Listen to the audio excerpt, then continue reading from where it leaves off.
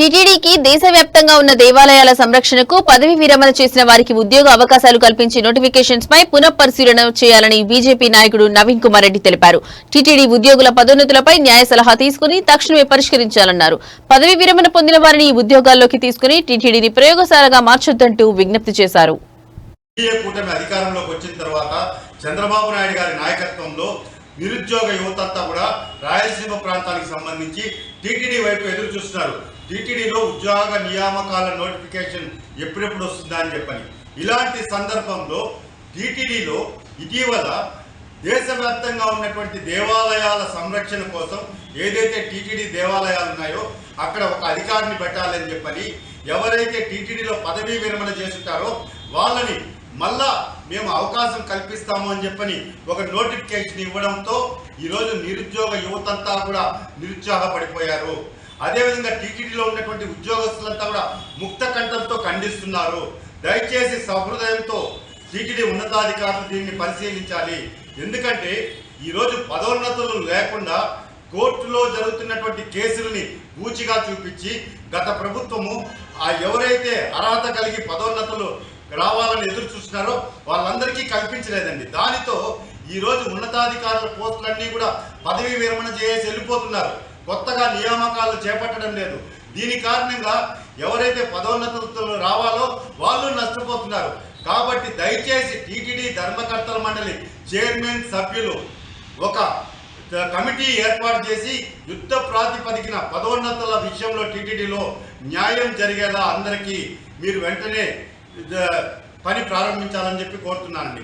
అదేవిధంగా రెండవ అంశం స్విమ్స్కి సంబంధించి ఈరోజు స్విమ్స్లో అనేక సంవత్సరాలుగా చాలీ జీతాలకి అన్ని శాఖలలో పనిచేస్తున్నారండి. వాళ్ళు ఏ రోజైనా మనం పర్మనెంట్ కాకపోతామా లేదా ఖచ్చితంగా మన పదోన్నతి వస్తుంది జీతాలు పెంచుతారని చెప్పని ఎదురు చూస్తా అంటే వాళ్ళని కూడా నిరాశపరిచే పరిస్థితి వస్తుంది. ఈరోజు స్విమ్స్లో ఒక నోటిఫికేషన్ ఇచ్చారు. ఆ నోటిఫికేషన్ ప్రకారం ఇతర విభాగాలలో పనిచేస్తున్నటువంటి నాన్ మెడికల్ అభ్యర్థులకు కూడా అవకాశం కల్పించే విధంగా సెంట్రల్ పే కమిషన్ ప్రకారం జీతాలు కల్పించి నోటిఫికేషన్ నందు మార్పులు చేసి పత్రికల్లో వస్తున్న విమర్శలకు సమాధానం చెప్పాలని చెప్పని నేను టీటీడీ యాజమాన్యాన్ని విజ్ఞప్తి చేస్తున్నా. ఎందుకంటే ప్రస్తుతం స్విమ్స్లో ఇచ్చినటువంటి నోటిఫికేషన్ కారణంగా అక్కడ పనిచేస్తున్నటువంటి అనేక సంవత్సరాలుగా పనిచేసినటువంటి వారికి అభద్రతా భావం వచ్చేసిందండి. అంతేకాక స్విమ్స్లో 15-20 సంవత్సరాలుగా అడహాక్లో పనిచేస్తున్నారండి నాన్ మెడికల్ ఉద్యోగస్తులు. ఇది వరకు స్టాఫ్ నర్సులతో మిగిలిన వారి సర్వీసులను రెగ్యులరైజ్ చేసి వారికి తగిన న్యాయం చేయడానికి టీటీడీ ధర్మకర్తల మండలి ప్రత్యేకమైనటువంటి చొరవ చూపాలని చెప్పి విజ్ఞప్తి చేస్తున్నారు. ఇదే విషయంలో ఐవి సుబ్బారావు గారు ఆ రోజు ఒక ఐఏఎస్ కమిటీని వేసి కూడా ఒక నివేదిక ఇచ్చారు. ఆ నివేదిక అధికారులకు తెలుసు, దాన్ని కూడా పరిశీలించండి అని చెప్పని కోరుకుంటున్నాను. ఎందుకంటే వయసు రీత్యా ఇక్కడ దాదాపు 18-20 సంవత్సరాలుగా స్విమ్స్లో పనిచేస్తున్నారు.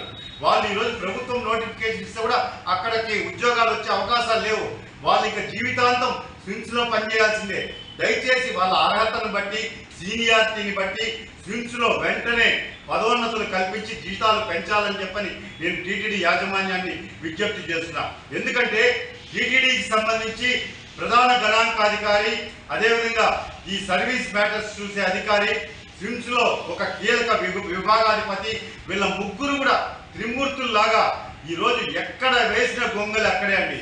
టీటీడీలో ఉద్యోగ పదోన్నతుల్లో ఆలస్యం చేయిస్తున్నారు. అదేవిధంగా స్విమ్స్లో ఉద్యోగస్తుల జీవితాలతో చెలగాటమాడుతున్నారు. దీని కారణంగా ఎన్డీఏ కూటమి ప్రభుత్వానికి చెడ్డ పేరు అపకీర్తి వచ్చే ప్రమాదం ఉంది.